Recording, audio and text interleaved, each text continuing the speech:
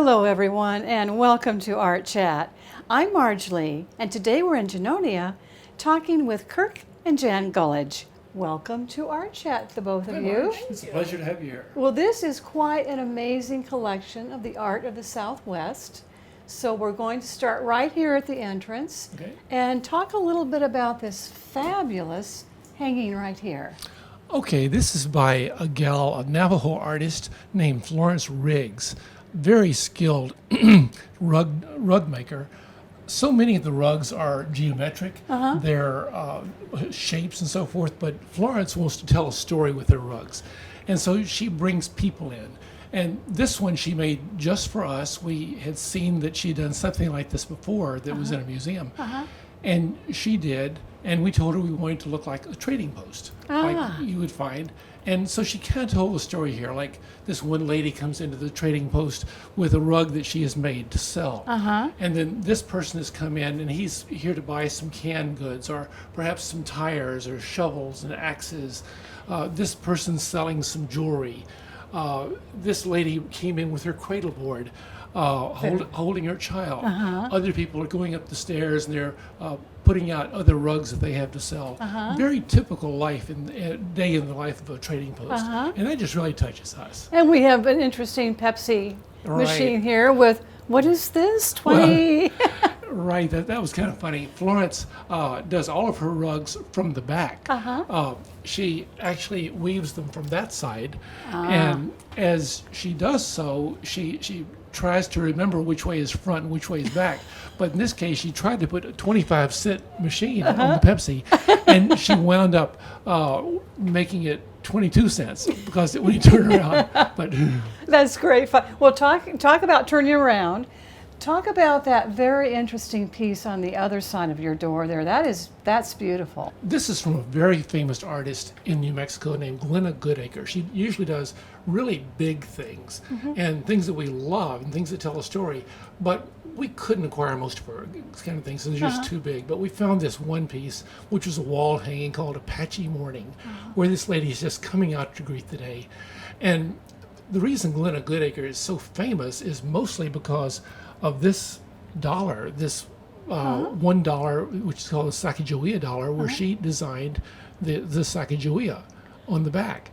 And we just feel so privileged to have one of Glenna's pieces in our house here, brightening our day. Well, and it's one of many bronzes, so let's join Jan over in the corner to talk about a couple more. Okay, sure. Jan, this is a really interesting work. Tell us about it. The name of it is The Sound of Music, and the artist is Ken Payne, and we had the great opportunity of spending an hour with the artist and having him tell us, what he was envisioning in this piece. And the story he told us was that this piano had been loaded on one of the covered wagons that was traveling the Oregon Trail. And as they began to get out toward the Rockies, the land got steeper. The oxen teams were having a harder time pulling the wagon, and it came to the place where it got so impossible that it broke. The axle broke, and you see the piece here. So the decision was made they couldn't take the piano any farther, the piano being very heavy. So they had to offload it. The woman said, I need to play it one more time, please, just one more time. So they set it up, they set the stool up, and she played the piano one last time, and then they had to move on. Well, while all this was taking place, there were two Indians in the hills over on the side watching all this. They'd never seen a piano, never heard a piano. So when the wagon train passed on, they came down to check this thing out. And you can see this Indian is like, what's going to happen if I touch that key, And this is all bronze. This is all bronze. Everything is bronze here. And the artist did a lot of research on the wolf and the eagle clans to be sure he got the costumes just right and so forth. Well, talking about costumes, let's take a look at this spectacular work in the corner. All right. Jan, this is just an amazing piece. First of all, it's all bronze. It looks like little beading. But it's all bronze. It's all bronze, and the fringe, everything is bronze. The name of the piece is Stargazers, and it's by Dave McGarry. We like it in this location because she's pointing out the window at the stars. You see, teaching her little child in the cradle board about the stars. And you actually have a cradle board displayed on your wall. right, we So do. that's We'll great see that fun. in a moment. Great fun. And this has quite a surprise in the And you back. turn it around. And voila. You see the quilts Is that that the Indians beautiful? love to have. And again, you see all the little puffs of the fabric, except it's all bronze. It's amazing. So it's real special. Amazing piece. And the artist of this one was again? Dave McGarry. Dave McGarry. All right. Now, before we leave this wonderful piece, you have a painting right behind you. Right. And this is one of many paintings in your collection, but this has a story. Tell us It about does. this story. This is by Jordan Payne, and Jordan is the granddaughter of Ken Payne, who we just saw The Sound of Music. And this was really early in her career. She hadn't been painting very long, but we saw it and thought it had a lot of vibrancy, and we loved the texture of it. And so we purchased, it was either the first or second painting she'd ever sold. So that's real special to us. It's a beautiful work. But that's not all. Let's go into the other room and look at a couple more pieces. Lead the way.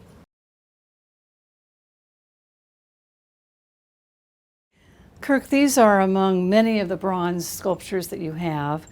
These tell a really touching story. Tell us what the story is here. Well, they do. They were separated by a few years. Susan Cleaver is the artist that lives in Sedona, Arizona, and she loves to be out on the Indian reservation. She knows a lot of the Indian people directly. And this is a couple that she knew over a number of years. In this case, they were a younger couple, probably in their 40s or so. When he went out on the plains one day, he found this little lost sheep that didn't have a home, and so he brought it back home to his wife. And she was just thrilled. You can just see her joy and excitement as she receives this. She can't smile because they just don't smile, but she was really, really excited. Not part of their culture to show emotion. Exactly. But through this, she shows that this is called the gift, and she received the gift. The gift. She decided to return the gift. Over the next few years, she sheared the sheep regularly, got enough wool, and was able to make a blanket here for her husband, Jake. And now he's much older.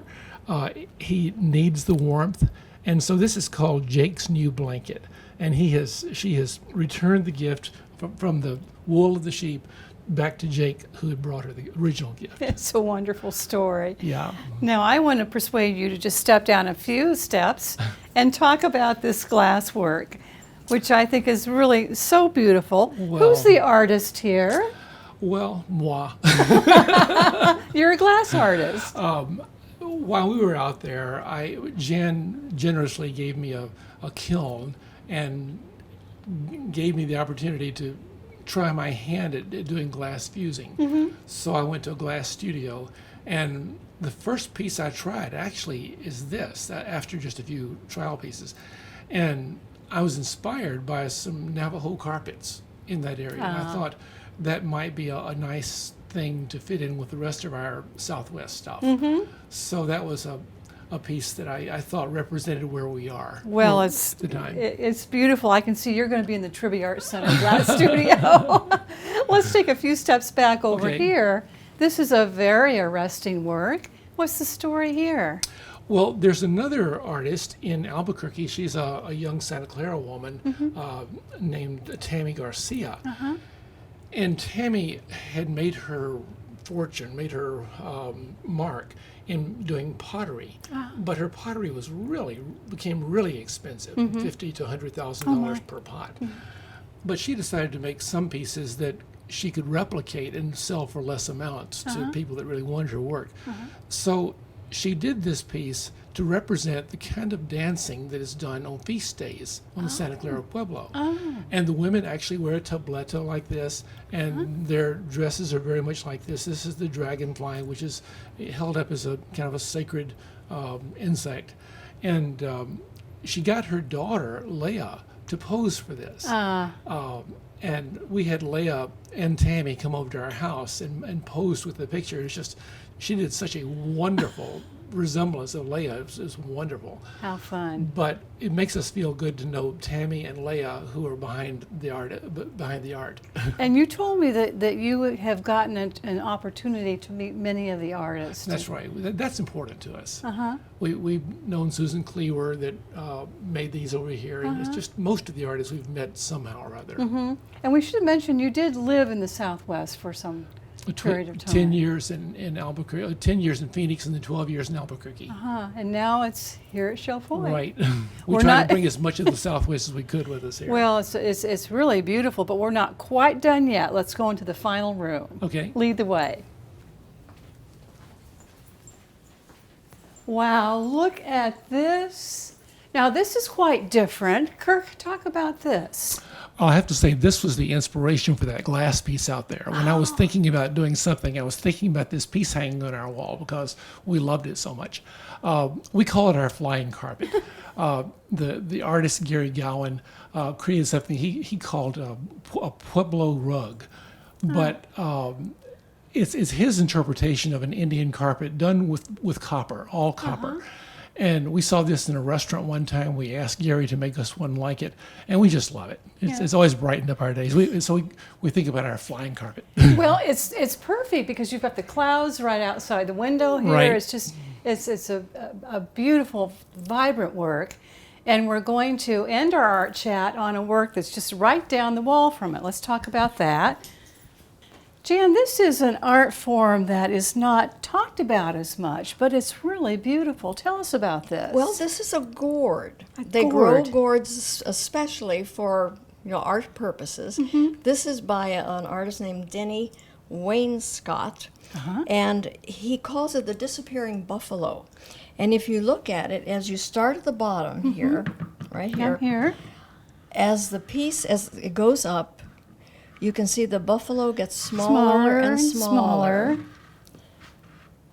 And Oh, there he is, getting smaller. getting smaller as the buffalo are disappearing. And the buffalo were so terribly important to the Plains Indian people. Oh, and here. And you see here, they're almost just ghosts of themselves. So that's the disappearing buffalo. Quite beautiful, and every one of these is just a little bit different too. This is just a stunning piece, beautifully displayed against this more modern painting. This is a David Jonasson painting, and a very contemporary painting. The kind of blocky clouds and the contemporary cliffs and so forth, we like that. We like the colors. And Well, it's a wonderful way to end this segment. I want to thank you and Kirk so much. It's time for us to disappear now, but thank you for being part of Art Chat. thank you for letting us share the things that we love with you. It's been our pleasure. Thanks so much, Marge. It's been our pleasure, and thanks to all of you for being here with us today. We'll see you again soon. Bye-bye.